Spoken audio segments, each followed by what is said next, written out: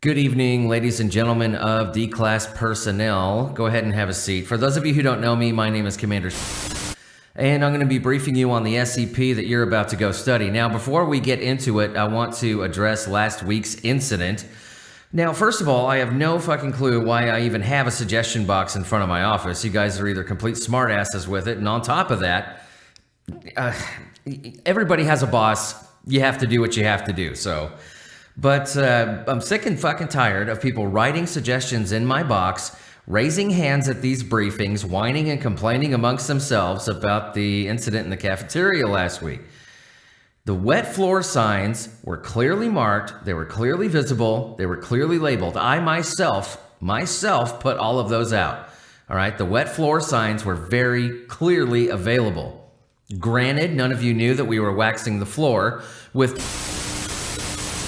And I think a few D-Class personnel having their feet dissolved really is no major reason to cause any upset around here. Didn't happen to you, did it?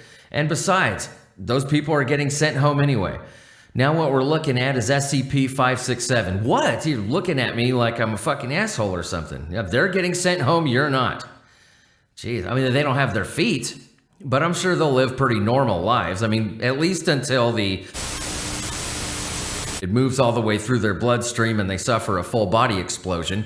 But until then, like I said, at least they'll be home. Anyway, SCP-567, Object Class Euclid. Special Containment Procedures. Site-41 has been established at the former castle for the purposes of containing SCP-567. The entrance to SCP-567 is to be kept sealed at all times. All cell doors are to be monitored off-site via CCTV. In the event that a door is open or breached, Task Force Delta 9 Hacks is tasked with containing the instance of SCP-567-9 immediately. If containment proves impossible, termination is authorized. Because of the nature of SCP-567 and the proximity to it that TF Delta 9 will be working, to join TF Delta 9, an applicant must have a clean criminal record, have never committed any crime even at the orders of the Foundation, be of moderate political beliefs, have a strong conviction as to the importance of upholding the law, have a strong fear of offending others with their actions.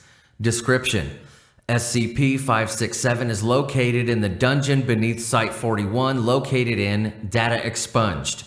It consists of a series of 8 cells designated SCP-567-1 through SCP-567-8.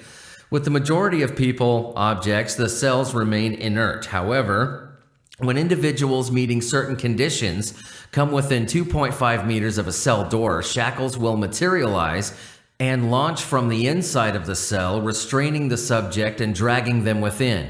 Once the cell door closes and locks, both the subject and shackles vanish, leaving behind no trace of any kind. Each cell appears to have its own unique trigger conditions in order to activate, which seem to involve committing some sort of criminal or heretical act. Cell trigger conditions: SCP-567-1, from here on out I'll just say the number. Individual has committed theft. /2, individual has committed rape. 567-3, individual has committed murder involving data expunged.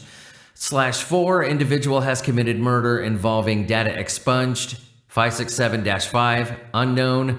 Well, as of previously, it's part of Addendum 567-01, which I'll explain. 567-6, data expunged. /7, data expunged. /8, unknown. SCP-567-8 is unique in that, unlike the other cells, which all stand empty, it contains a single wooden chair. The chair is nailed to the floor in the center of the room and appears to be many years old, though it does not rot. SCP-567-8 has never activated. On rare occasions, the cell doors of SCP-567 will open and release an entity. Given the designation SCP-567-9-X, the X being replaced with an integer. SCP-567-9 usually takes the form of a previously undiscovered creature and is always aggressive. Once out of its cell, SCP-567-9 typically attempts to break out of SCP-567. There seems to be no common trait of the creature's given designation, SCP-567-9, except that they tend to be very aggressive and relatively intelligent. As well, every instance of SCP-567-9 has had burn marks around its appendages. This is part of Incident Report Log 567-4012, which I will go ahead and read for you. Now, this is Incident Report Log 567-4012. Date, May 19. Subject, SCP-567-9-1. Description: though there were 2 reported incidences of SCP-567-9 before the Foundation arrived, SCP-567-9-1 was the first incident observed by the Foundation, you would say. It was discovered by Agent and was approximately 2 meters in length. Though it walked on 4 limbs, its front limbs had human-like hands capable of operating complex devices. SCP-567-9-1 was quite intelligent and was able to deduce the operation of a data expunged. There were a total of 14 casualties prior to its containment. Date, June 19. Subject, SCP-567-9-2. Description: SCP-567-9-2 appeared shortly after Site-41 was fully established and quarantined and took the form of data expunged. Foundation personnel suffered 9 casualties before it was destroyed with remote explosives. Agent who participated in the containment of SCP-567-9-2 is currently undergoing psychological counseling for this experience. Date, July 19. Subject, D-834200. Description: D-834200 was used as part of testing to determine the trigger conditions for each cell. When placed in front of the cells, SCP-567-6 and -7 both activated simultaneously and attempted to draw D-834200 in. After a brief struggle, D-834200 was... The individual body parts vanished as per the usual, once drawn completely into the cell. Date, July 19. Subject, SCP-567-9-5. Description: during testing of SCP-567-4, when the cell door was opened, SCP-567-9-5 manifested and immediately attacked and killed Dr. without warning. It took the form of data expunged. Due to the presence of high-value personnel, standard containment procedures were not feasible. After a total of 7 casualties, Redacted was able to lure SCP-567-9-5 back toward -4, at which point it activated, drawing -5 back into it. Date, December 2000. Subject, SCP-567-9-8. Description: on December 2000, the door to SCP-567-7 was observed to open and close via CCTV, but no instance of SCP-567-9 appeared on the monitoring system. 2 weeks later, Redacted was found dead in his bed in circumstances identical to those of deaths involving SCP-966. Mobile Task Force Iota-1 was dispatched and located SCP-567-9-8 within Site-41. SCP-567-9-8 appeared similar to an instance of SCP-966 with variations in data expunged. SCP-567-9-8 was successfully contained and facility cameras were upgraded to observe additional wavelengths. Now, on only 2 occasions have individuals placed inside a cell by the Foundation reappeared. In the first instance, D-903912 escaped from SCP-567-3 68 hours after being placed in it. Subject was suffering from severe injuries, including several lacerations, internal bleeding, and burn marks around his wrists and ankles. D-903912 died several minutes after reappearing, before TF-Delta-9 could reach him. In the second, D-937122 appeared 157 months after being placed in SCP-567-6.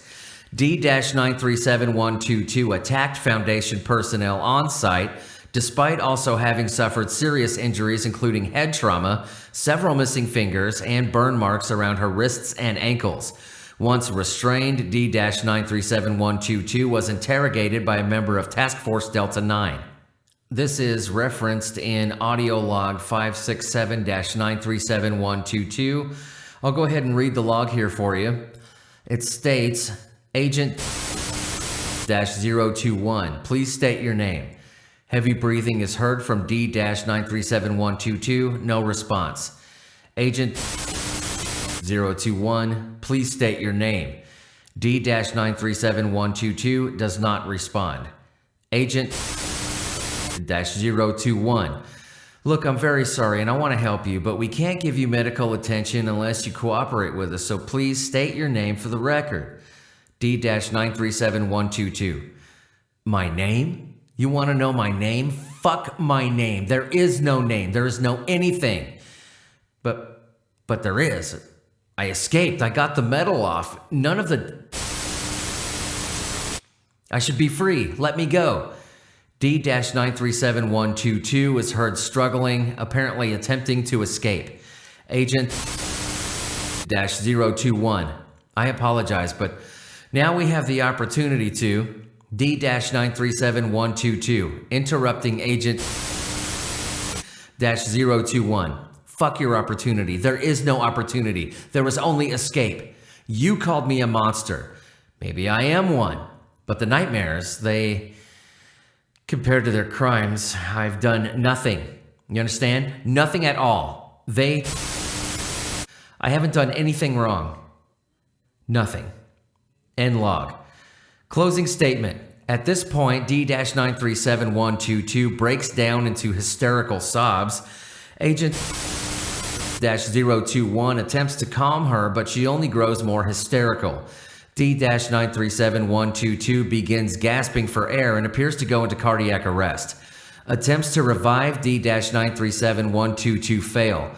During the autopsy, D-937122's body is revealed to be covered in tiny puncture wounds and has had an unknown toxin in her bloodstream.